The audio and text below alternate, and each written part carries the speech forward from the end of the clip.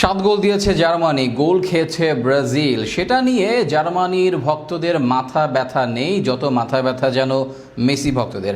11 বছর পরেও জার্মানির অর্জন উদযাপন করছে মেসি ভক্তরা, অথচ এই জার্মানি বিশ্ব মঞ্চে 3বার হাতে হারিকেন ধরিয়ে দিয়েছে মেসির। শুধু কি তাই, বলিভিয়ার মতো দলের বিপক্ষে মেসি সহ 6-1 গোলে হার আছে আর্জেন্টিনার, এমনকি আছে স্পেনের কাছে 6 গোলে হারার রেকর্ডও। মেসির সেই তিক্ততার ইতিহাসগুলোর বিস্তারিত থাকছে রিপোর্টে। মারাকানাজ্জো বিপর্যয়ের পর ব্রাজিল ফুটবলের সবচেয়ে বড় কালো দিনটা নেমে আসে 8 জুলাই 2014 সালে। 39 বছর ঘরের মাঠে প্রতিযোগিতামূলক ম্যাচে অপরাজিত থেকে জার্মানির বিপক্ষে মাঠে নামে ব্রাজিল। কিন্তু মিশন হেক্সার স্বপ্ন শেষ 4-এ ধূলিসাৎ হয়ে যায়। প্রথম 30 মিনিটেই 5-0 পিছিয়ে পড়ে স্বাগতিকরা। এর পরের গল্পটা আমার আপনার পুরো দুনিয়ার জানা। এই ঘটনা পেরিয়েছে 11 বছর, তবে 11 বছর পরেও সেই দিনটাকে 7 দিবস হিসেবে উদযাপন করে আর্জেন্টিনা আর মেসি ভক্তরা। অথচ গোল দিয়েছে জার্মানি, 7 গোল খেয়েছে ব্রাজিল, কিন্তু সেটা নিজেদের অর্জন মনে করে আর্জেন্টিনা ভক্তরা উদযাপন করছে কোন যুক্তি বলে? জার্মানির সঙ্গে মেসি ভক্তদের সম্পর্কটা মূলত কি, প্রশ্ন তো আসেই। সে প্রশ্নের উত্তর না খোঁজাটাই বুদ্ধিমানের কাজ। বরং চলুন ঘুরে আসা যাক কিছু ইতিহাস ঘেটে, যে ইতিহাস বলবে কথা যে জার্মানির অর্জন স্কাই হোয়াইট ভক্তরা উদযাপন করছে। সে জার্মানরা বিশ্ব মঞ্চে কিভাবে মেসিকে বারবার বাড়ির পথ দেখিয়ে দিয়েছে।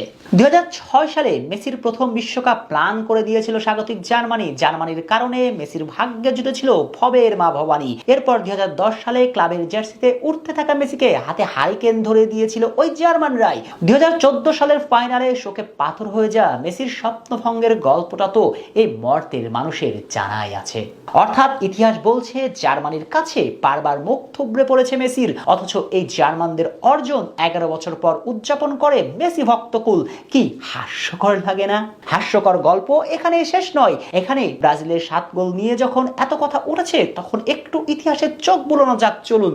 2018 বিশ্বকাপের আগে এক ফ্রেন্ডলি ম্যাচে স্পেনের মুখোমুখি হয়েছিল আকাশ নীলরা। যদিও প্রাণভমরা মেসিকে ছাড়া মাঠে নেমেছিল হুররে সাম্পোলির দল। এরপর ওই ম্যাচে যা হয়েছে তা এখনো শিহরণ জাগায় ফুটবল প্রেমীদের। একে একে 6টি গোল হজম করে জি মারিয়ারা। এমন তিক্ততার পরাজয়ের পরেও কিভাবে ব্রাজিলের 7 গোল নিয়ে এখনো উদযাপন করে স্কাই হোয়াইট ভক্তরা? অবশ্য যুক্তি দাঁড় করানো যেতেই পারে, সেটা ছিল ফ্রেন্ডলি ম্যাচ আর প্রাণভমরা মেসি ছিলেন না দলে। তাহলে প্রশ্ন উল্টো, 7 গোলের সেই ভৌতিক রাতে সেনসেশন নেইমারও তো ছিলেন না ব্রাজিল দলে।